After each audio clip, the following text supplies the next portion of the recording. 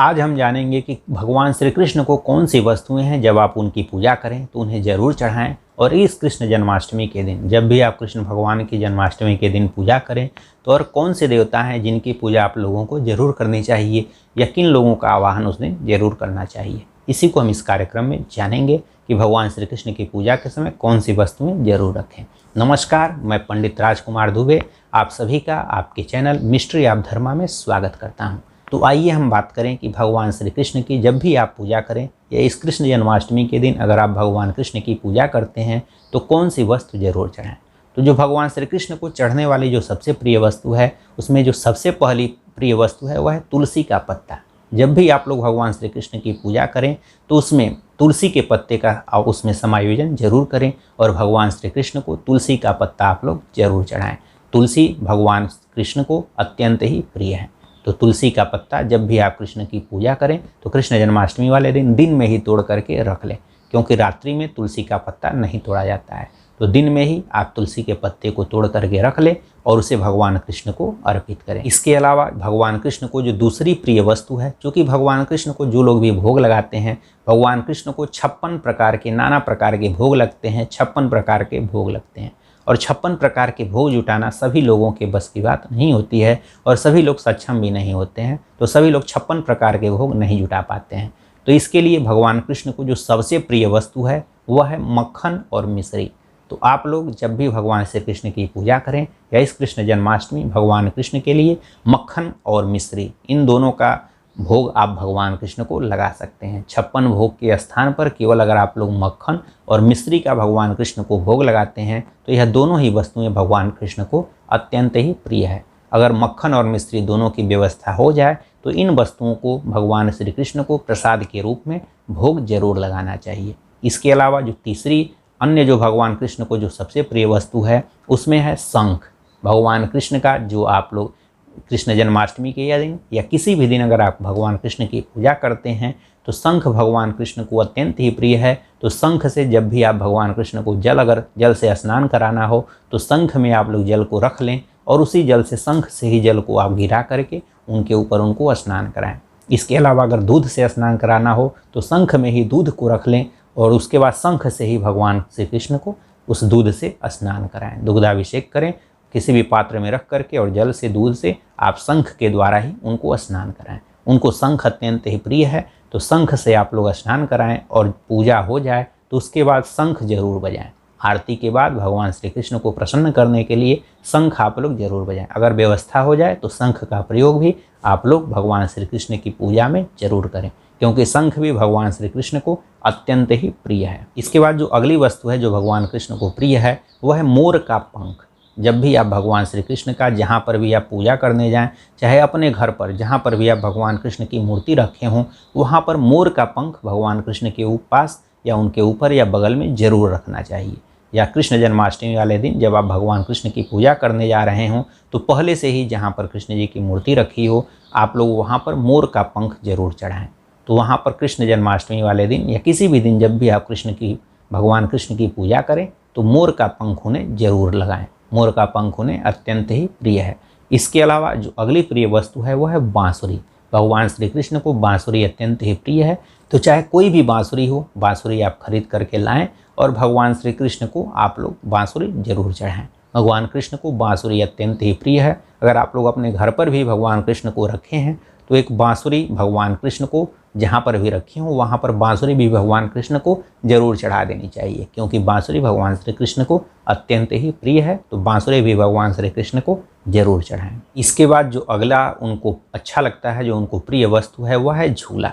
जब भी कृष्ण जन्माष्टमी पड़े, कृष्ण जन्माष्टमी के दिन भगवान कृष्ण के बाल गोपाल रूप को एक झूला बना लेना चाहिए और झूले में भगवान श्री कृष्ण के बाल गोपाल रूप को रख करके और उन्हें झूला झुलाना चाहिए। कृष्ण जन्माष्टमी वाले दिन भगवान श्री कृष्ण को झूला आप लोग जरूर झुलाएं। झूला अगर हो सके तो एक छोटा सा अपने घर पे बना लें और उसी में भगवान कृष्ण को रख करके बाल गोपाल की मूर्ति को रख करके, चाहे चूँकि कृष्ण जन्माष्टमी वाले दिन बाल गोपाल की ही पूजा होती है, उनके बाल स्वरूप की ही पूजा होती है, तो आप चाहें तो उनको झूला बना करके उसमें उनको स्थापित कर लें और उसी में भगवान श्री कृष्ण को बैठा करके उनको झूला झुलाएं। भगवान श्री कृष्ण को झूला भी अत्यंत ही प्रिय है, तो उनके बाल गोपाल रूप को जो लड्डू गोपाल कहे जाते हैं या बाल गोपाल, जो भी आप कहते हो, उनको उसमें स्थापित करके और उनको झूला भी जरूर झूलाएं। इसके अलावा भगवान श्री कृष्ण की पूजा में जब आप पूजा करें तो जो पीले फूल होते हैं, पीले फूल भी भगवान कृष्ण को प्रिय होते हैं, तो पीले फूल भी भगवान कृष्ण को जरूर चढ़ाएं। फूल के रूप में पीले फूलों को दिन में ही एकत्रित कर लें और पीला फूल भी भगवान कृष्ण को आप लोग जरूर चढ़ाएं। इसके अलावा जो अगला वस्तु है वह आपकी सुरक्षा के लिए है कि वह अगर आप भगवान कृष्ण को चढ़ाते हैं तो उससे भगवान कृष्ण आपकी हमेशा रक्षा करेंगे।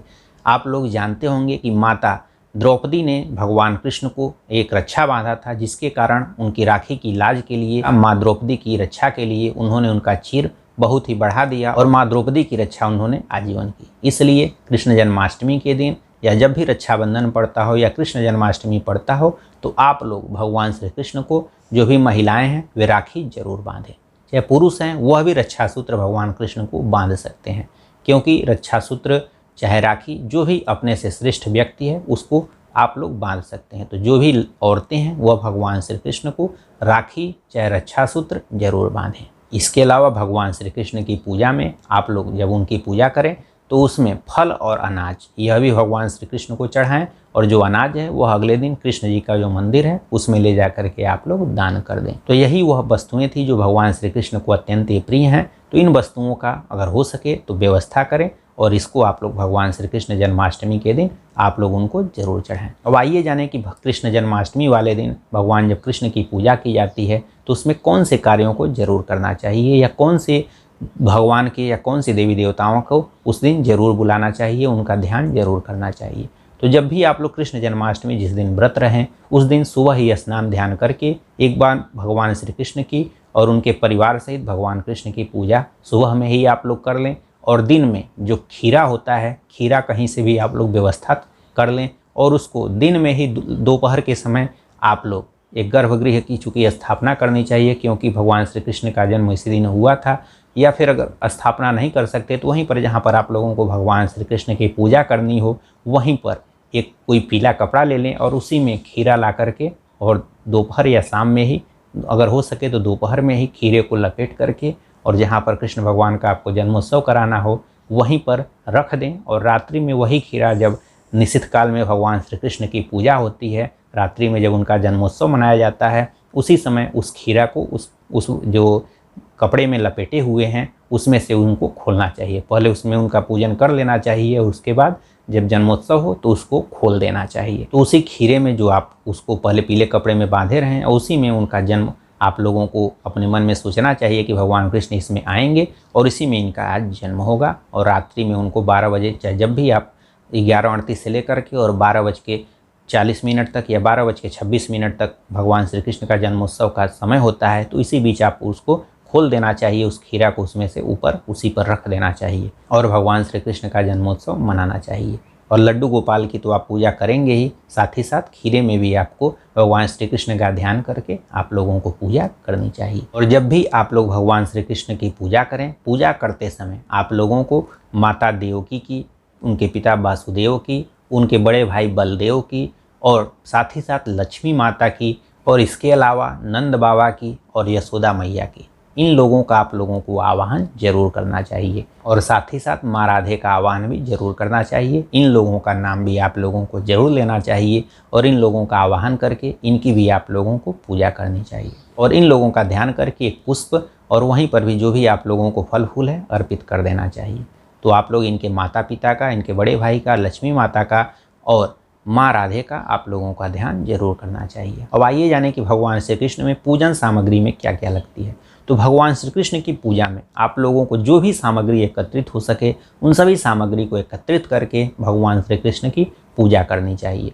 जैसे पूजन सामग्री में अक्षत हर पूजा में लगता है, तो अक्षत, अबीर, सिंदूर, हल्दी, चंदन, गुलाल, चाहे फल फूल, माला, इसके अलावा जो भी प्रसाद आप लोग जुटा सकें। प्रसाद में हमने बताया है कि माखन मिश्री आप लोग ज़रूर चढ़ाएं। तो प्रसाद और अनेकों प्रकार की जो भी आप लोग प्रसाद एकत्रित कर सकते हैं, चाहे जो भी वस्तुएं आप एकत्रित कर सकते हैं, उन सभी वस्तुओं को एकत्रित करनी चाहिए और भगवान श्री कृष्ण की अपने परिवारजनों के साथ भक्ति भाव से भगवान श्री कृष्ण की विधिवत आप लोगों को पूजा करनी चाहिए। तो पूजा के सामान में जो भी जुट सके उन सभी सामानों को जुटा करके आप भगवान श्री कृष्ण की भक्ति भाव के साथ पूजा कर सकते हैं और उनका जन्मोत्सव मना सकते हैं। भगवान श्री कृष्ण के जन्मोत्सव को लेकर के हमने अपने वेबसाइट पर ब्लॉग लिखा हुआ है। अगर और कृष्ण जन्माष्टमी के पर्व के बारे में जानना चाहते हैं तो नीचे लिंक में जा कर के जो डिस्क्रिप्शन बॉक्स है वहाँ से हमारे वेबसाइट पर जा कर के जन्माष्टमी पर्व से संबंधित अन्य महत्वपूर्ण जानकारियाँ आप पा सकते हैं। इसके अलावा कृष्ण जन्माष्टमी कब है इस पर भी हमने वीडियो बनाया हुआ है,